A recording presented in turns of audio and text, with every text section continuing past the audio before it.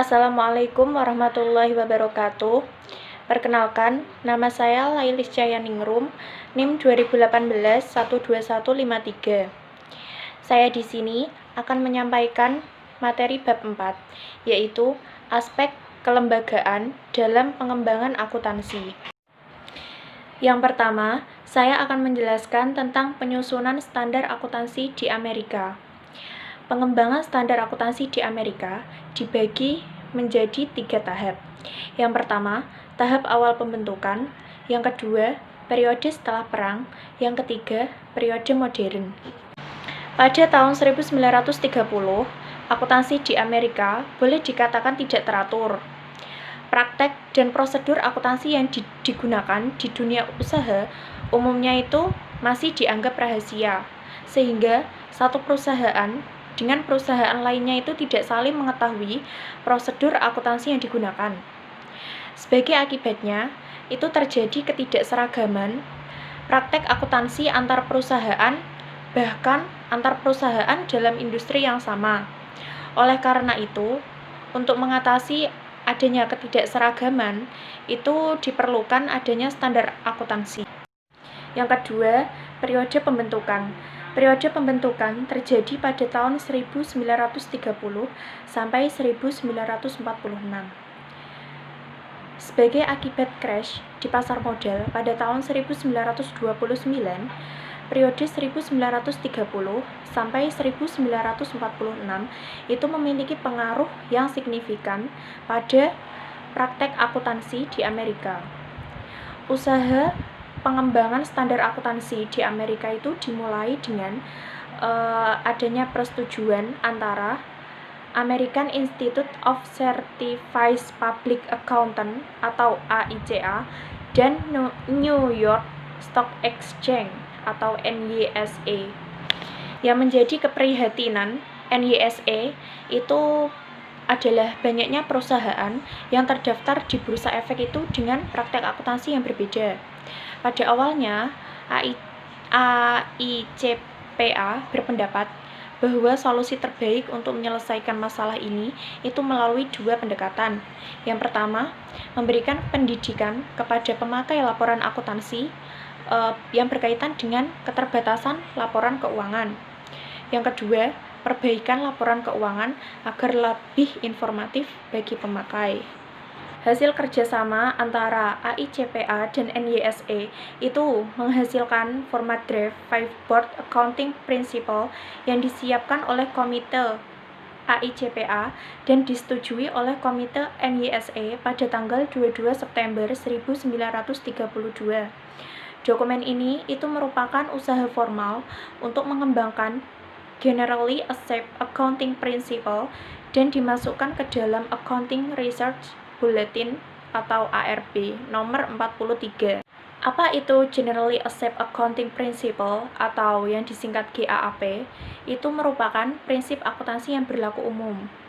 Pengertiannya itu sekumpulan prinsip, standar, dan prosedur akuntansi yang harus dipatuhi oleh perusahaan dalam menyusun laporan keuangan. Selanjutnya yang ketiga yaitu Komite Prosedur Akuntansi yang terjadi pada tahun 1936 sampai 1946. Yang pertama pada tahun 1933, AICPA itu membentuk komite yang khusus untuk mengembangkan prinsip akuntansi. Tetapi komite ini itu tidak melakukan banyak pekerjaannya sehingga digantikan oleh CAP atau Committee on Accounting Procedure. Pada tahun 1939, CAP menerbitkan prinsip akuntansi yang memiliki dukungan otoritas. Pada tahun 1938 sampai 1939, CAP menerbitkan 12 Accounting Research Bulletin atau ARBS. Tetapi pada tahun ini terjadi kontroversi antara anggota AAA atau American Accounting Association dan CAP. Karena anggota AAA itu lebih menyukai pendekatan deduktif di dalam penyusunan standar akuntansi, sedangkan CAP itu lebih menyukai pendekatan induktif. Dan pada tahun 1939 sampai 1946 itu tidak menghasilkan prinsip akuntansi yang komprehensif, tetapi menghasilkan dua kontribusi yang penting, yaitu yang pertama, keseragaman praktek akuntansi secara signifikan telah mengalami perbaikan. Yang kedua, kebijakan akuntansi yang dibuat di Amerika dibuat hanya untuk sektor swasta. Selanjutnya yang keempat yaitu periode setelah perang. Terjadi pada tahun 1946 sampai 1959. Setelah Perang Dunia berakhir, terjadi bom ekonomi di Amerika. Industri-industri memerlukan tambahan modal yang sangat signifikan untuk ekspansi usaha. Semakin berkembangnya ekspansi usaha, itu laporan keuangan dan standar akuntansi itu diperlukan dan mendapat perhatian secara nasional. Dan pada tahun 1946 sampai 1953, CAP itu menerbitkan 18 ARB, menghilangkan praktek akuntansi yang menjadi banyak pertanyaan pada tahun 1930. Dan akhir tahun 1940-an dan awal tahun 1950-an, CAP gagal menyusun rekomendasi positif yang berkaitan dengan prinsip akuntansi secara umum. Sebagai akibatnya, terjadi suplai berlebihan dari standar akuntansi dan mengakibatkan timbul konflik antara CAP dan SEC. Konflik ini terutama berkaitan dengan konsep laporan laba dan rugi, all inclusive, dan current operating performance. Yang kelima, periode berakhirnya Commit on Accounting Procedure. Periode dari tahun 1957 sampai 1959 merupakan periode transisi pengembangan standar akuntansi di Amerika. Banyak orang yang menganggap bahwa CAP itu bekerja terlalu lambat dan selalu menolak terhadap isu-isu kontroversial. Dalam pertemuan tahunan AICPA tahun 1957, dibentuk Special Commit on Research Program. Laporan dari komite ini menjadi cikal bakal didirikan Accounting Principles Board atau APB dan Accounting Research Division. Awal dari keberadaan APB itu mengalami keraguan dan kegagalan. Hasil studi riset tidak diterima oleh profesi, khususnya kontroversi berkaitan dengan masalah investment tax credit. Opini tersebut mengakibatkan kritik-kritik terus berkelanjutan mengenai kontroversi APB itu dari tahun 1965 sampai 1967. Selanjutnya yang keenam, periode modern. Terjadi pada tahun 1959 sampai dengan sekarang. Dengan dibentuknya APB dan Accounting Research Division pada tahun 1959, mulailah pengembangan standar akuntansi dilakukan melalui riset terlebih dahulu. Bentuk lembaga APB itu mirip dengan lembaga CAP, memiliki anggota 18 sampai 21 orang yang semuanya adalah anggota AICPA. Yang pertama, laporan Komite Witt dan Trueblood. Yang pertama, pembentukan Financial Accounting Foundation. Yang kedua, pembentukan FASB. Yang ketiga, pembentukan Financial Accounting Standard Advisory Council. 2. Mekanisme operasional FASB. Prosedur penyusunan standar. Yang pertama, melakukan identifikasi masalah. Yang kedua, membentuk task force. Yang ketiga, FASB kemudian melakukan public hearing. Yang keempat, menerbitkan exposure draft dari standar dan dimintakan pendapat secara tertulis kepada semua pihak yang berkepentingan. Yang kelima, menerbitkan exposure draft baru. Selanjutnya, yang ketujuh yaitu periode setelah skandal akuntansi yang terjadi pada tahun 2002 sampai sekarang.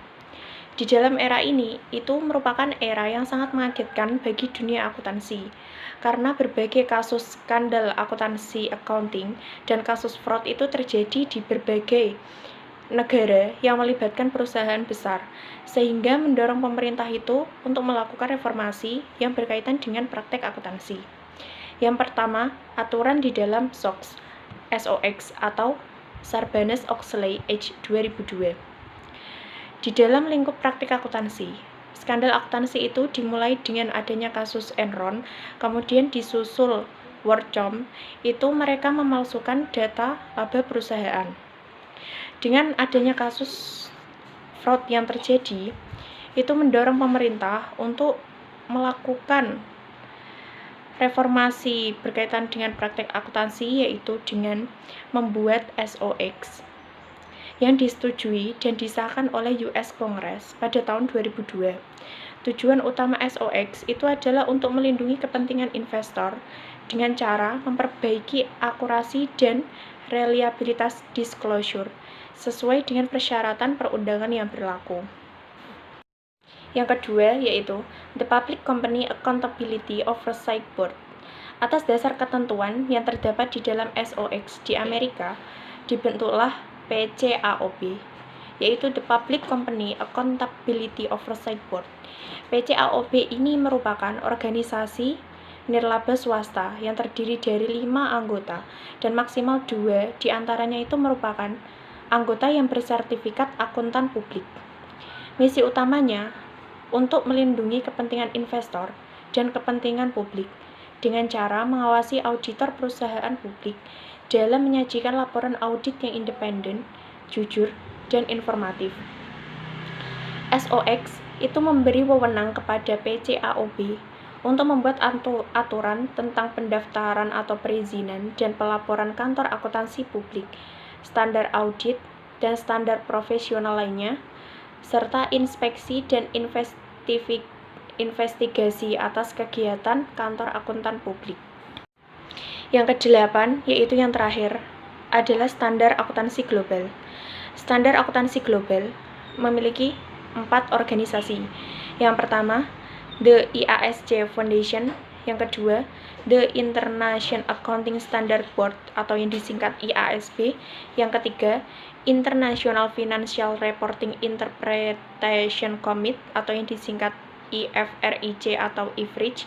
Yang keempat, The Standard Advisory Council atau yang disingkat SAC. Selanjutnya, saya akan menjelaskan tanggung jawab dari anggota masing-masing di dalam organisasi. Yang pertama, tanggung jawab The IASC Foundation. Yang pertama, tanggung jawabnya adalah mengangkat anggota dewan atau board. Yang kedua, mengangkat anggota IFRIC dan SAC. Yang ketiga, mengkaji strategi tahunan dari IASC dan efektivitasnya. Yang keempat, menyetujui anggaran tahunan IASC dan efektivitasnya. Yang kelima, mengkaji isu-isu strategik yang akan mempengaruhi standar akuntansi, mendorong IASC dan pekerjaannya, dan mendorong tujuan penerapan IFRS. Yang keenam, menetapkan dan merubah prosedur operasional untuk dewan atau board, IFRIC, dan SAC. Yang kedua, tanggung jawab dari anggota The International Accounting Standard Board atau yang disingkat IASB. Anggotanya itu bertanggung jawab yang pertama, mengembangkan dan menerbitkan IFRS dan exposure draft. Yang kedua, menyetujui interpretasi yang dikembangkan oleh IFRIC. Yang ketiga, tanggung jawab dari International Financial Reporting Interpretation Committee atau yang disingkat dengan IFRIC. Anggotanya itu bertanggung jawab yang pertama, menginterpretasikan penerapan IFRS dan memberikan acuan isu-isu pelaporan keuangan yang tidak dibahas khusus dalam IFRS. Yang kedua, mempublikasikan draft interpretasi untuk mendapat tanggapan dari masyarakat. Yang ketiga, melaporkan kepada dewan dan mendapatkan persetujuan dewan untuk finan interpretasi. Yang terakhir, yaitu The Standard Advisory Council atau yang disingkat SAC. Ketua SAC itu mengadakan pertemuan 3 kali di dalam setahun dan terbuka untuk masyarakat. Itu tujuannya itu untuk yang pertama, memberi nasihat dewan untuk prioritas pekerjaan dewan. Yang kedua, memberitahu dewan terhadap dampak usulan standar untuk penggunaan dan penyusunan laporan keuangan.